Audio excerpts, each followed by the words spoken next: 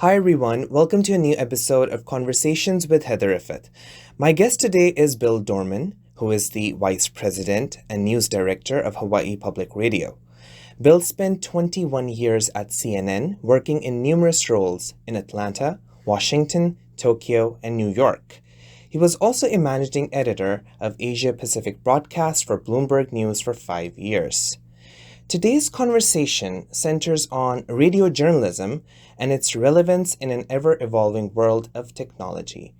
Bill, thank you so much for joining me today. It's an honor to be interviewing you. Before I discuss the topic at hand, I want you to give our listeners your background. Thank you, Haider, and nice to be with you. As you mentioned, worked at CNN for about 21 years and Bloomberg for another 5, both in television and television news, and largely covering business news through a large chunk of that. And then about 11 years ago, Hawaii Public Radio was looking for a news director. I had moved from Tokyo, my wife and I, to here in Hawaii. We're doing other work. And then an opportunity came up. Hawaii Public Radio was looking for a news director. And public radio looked to be a good fit. And I still think that it has been, because it's a different kind of journalism than commercial broadcast, and the medium itself, of course, is different. And again, radio is part of it, but increasingly it's audio in a different format. Right. So just as the project that you are doing now is audio-based, Correct. that's a lot of work that we do as well. And that's, I think, in terms of future directions of where this will continue to go. Right. And what initially drew you to the idea of radio journalism? What was so important about it? Yeah, I think part of that was tied up, to me, the appeal of public radio, that had space and time for stories that were not necessarily tied to commercial ratings, not tied to a drive for advertising revenue, but were supported by the community in a way that frees you for your story choices and the types of coverage that you do, and frees up your ability to cover a community for the benefit of the community. And that was very appealing. Right. And now, as I mentioned earlier, you've spent decades working in broadcast. So how would you compare and contrast your experience working for a radio station versus a news channel like CNN? How are the two different?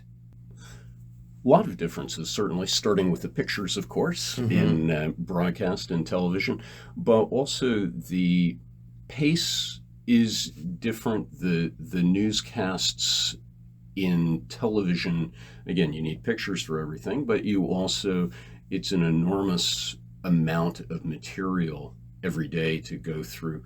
Radio, again, we're a bit smaller in terms of size and in terms of scope of that. We still cover the news and the local news, but we have the opportunity to go deeper on fewer stories rather than to feel the need to cover absolutely everything that's happened in the state every day.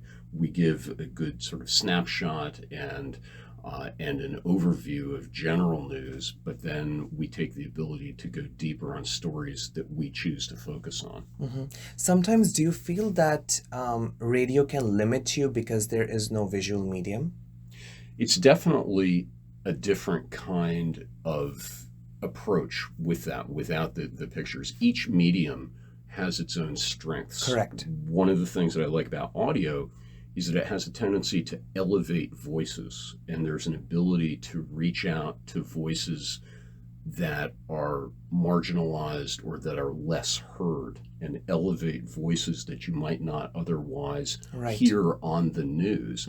That's the great opportunity. That's the promise of radio and of audio journalism. And again, some days we do that better than others, but when you hit that with a story and a part of the community that otherwise would not be covered, that's when you feel that you've done a good job. Right. So the gist of today's topic is regarding radio journalism. So don't you think it has become a thing of the past, considering that people predominantly rely on social media to consume news? It's interesting. I wouldn't think of it as radio journalism as much as audio journalism. Mm-hmm. And the audio part is on the radio, but the radio is a platform. There are other platforms that journalism can reach people by. Part of that is online by way of a website, can be a podcast like this. It can also be by way of social media. And also there is a component that has print stories embedded as part of a website that also has some of the visuals, pictures, as well as sometimes video. But it's more of a combination of media rather than just solely radio. Correct. The days where it could just be radio and only depend on people listening and tuning in at a certain time to what's on the air at that moment, those days definitely have passed. And I think those who are able to make adjustments along the way are able to see what the future of audio journalism is. And I think also audio storytelling is also very compelling on radio, because I remember we were studying a play called Sorry, Wrong Number, which was broadcast on radio. And that was something that we really got to learn a lot from, because we kept guessing what the story was about because it was just audio, right? So that was also an interesting, narrative for a radio platform. So following up on this, do you feel that podcasts available on platforms such as Apple Podcasts and Spotify are kind of like pushing radio stations out of business? Because you mentioned that people tune into radio while they're in their cars, but oftentimes also people are just plugging in their Bluetooth devices just to, listen to podcasts on their phones, and also maybe watch videos as opposed to tuning into radio completely. So what is your take on that? Sure, I think that's absolutely right, that's the business model has shifted, and there's no question that people don't listen to radio the way they used to. And that's fine. That's an evolution of technology, an evolution of consumer habits. Right. What the audio journalists need to do is shift along with that, so that, again, as long as you focus on the content and think of the platform just as a means of distribution, then as long as you are able to work out a business model that pays for that, that's the key for that. So, for example, on public radio, we're not driven by the level of advertising revenue that we can get with the reach of our station.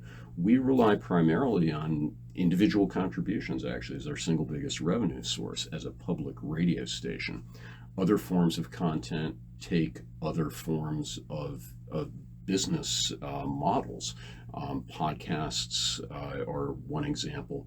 Content that is part of a broader news presence on the audio front is another different business model within that. But for those who are unable to adjust their business model, it can be a tough looking future. And again, where do you see the future of radio in the next couple of years, or even decades from now?